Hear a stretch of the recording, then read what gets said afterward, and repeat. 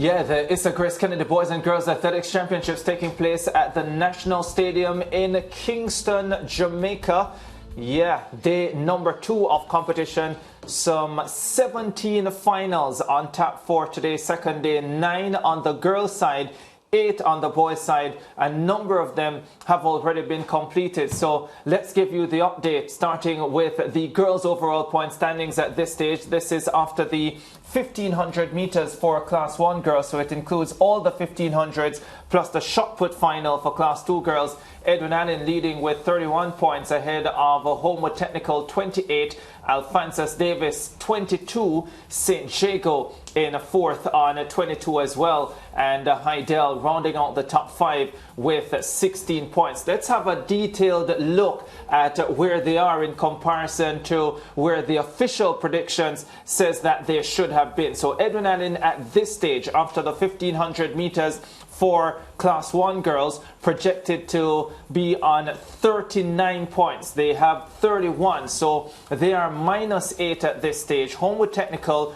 projected to have been at 29 points. They have 28, just one shy of where they should have been. Heidel projected to be 12 points. They have 16, so they are 4 ahead. So at this stage, the big losers, you would say, would have to be Edwin Allen. The disappointment for them, I think, would have come in the 1500 meters, especially the Class 3 girls 1500 meters, an event they were expected to have the winner, and she finished well down the track. Let's look at what's happening on the boys' side then at this stage.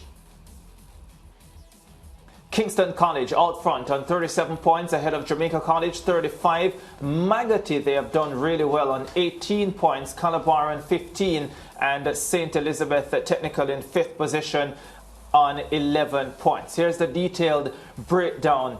Kingston College projected to be on 31 points at this stage. Now, incidentally, Kingston College did drop some points in the first final, the Class 2 boys long jump, where they were projected to get 8 points and they got only 2, but they made up for that significantly in the 1500 meters, where in the Class 2 boys event, where they were set to get 14 points, they ended up getting 16, 9 and 7, a 1-2 finish there, and they did brilliantly in Class 2 as well. So they have a +6 at this stage. Jamaica College should have been on 43 at this stage. They have 35. They are 8 below where they should have been. That's a -8, yes. And Calabar scheduled to be on 24. They have 15. That's a -9 for the Calabar team. So Kingston College, one would have to say, in the best position at this stage. The 100 finals still to come on day number 2 for both the boys and girls, and also on the boys' side, the long jump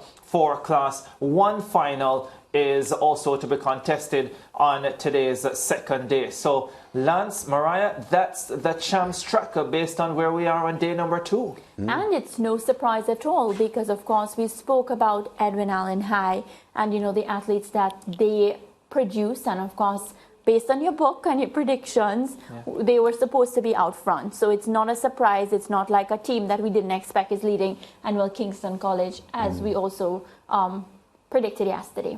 Yes. Yeah, Kingston College and Edwin Allen taking the early lead, Lance. But on the girls' side, I looked at Heidel already picking up a few more points than they should have at this stage. Always projected to be in 3rd, but I feel as if at this stage they might be the happiest of the teams. Yeah, on the girls' side for sure, and Kingston College should be happy as well, because they are projected to be champions, and even this early in the piece they have already gone into a +6 based on the projection.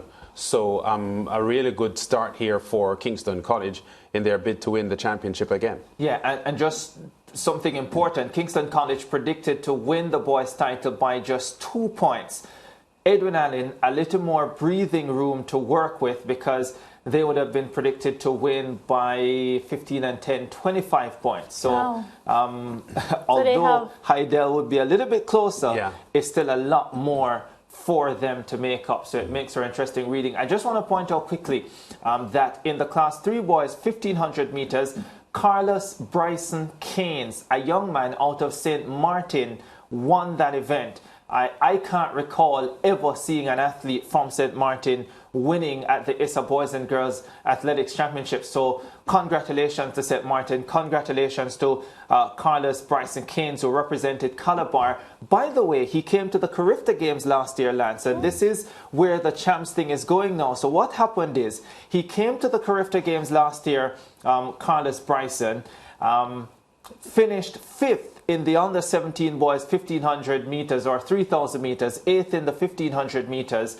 The Calabar scouts saw him, found out he was only 13 years old, and apparently made an approach. Wow. And 1 year later, he's here winning champs. And is this Dutch St. Martin or French St. Martin? Dutch St. Martin. I like it. Yeah, I mean, wonderful. He's been a star from he was 7 years old in St. Martin. He's been running cross-country events and doing pretty well. As a 7-year-old, he won the under-10 category in St. Martin at one of their big cross-country events, and he's really progressed nicely. And his victory today was one of maturity, how he paced himself and measured his race. He won with a lot of quality. It was a terrific race, Lance. With about 200 meters to go, there was a young man from Magotty right there with him and looked stronger as well. I thought he was done, and his name had second place written all over it,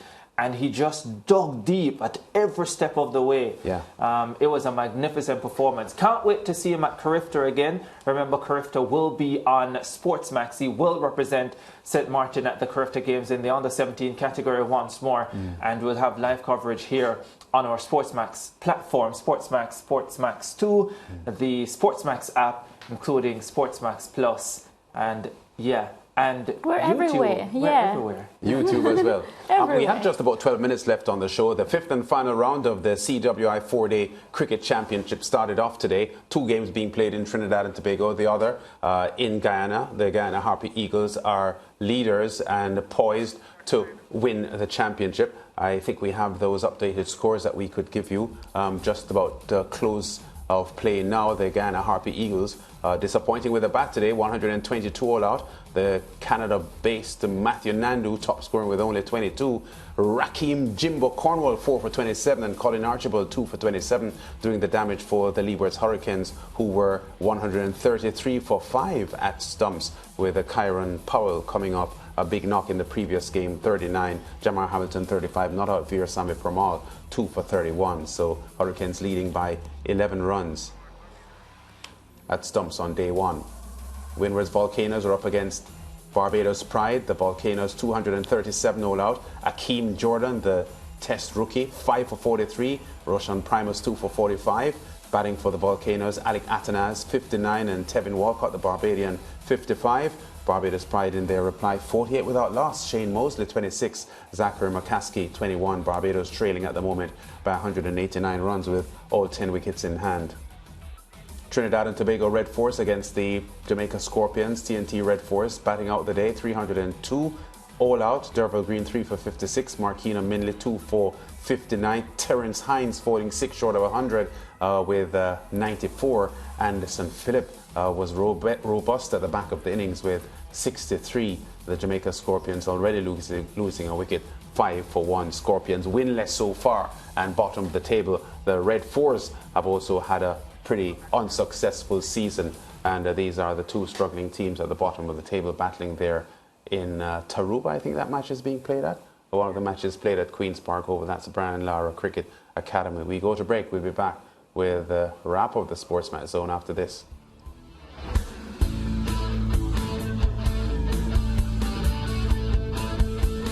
Stay with SportsMax on YouTube and follow us on all social pages for updates, news and entertainment.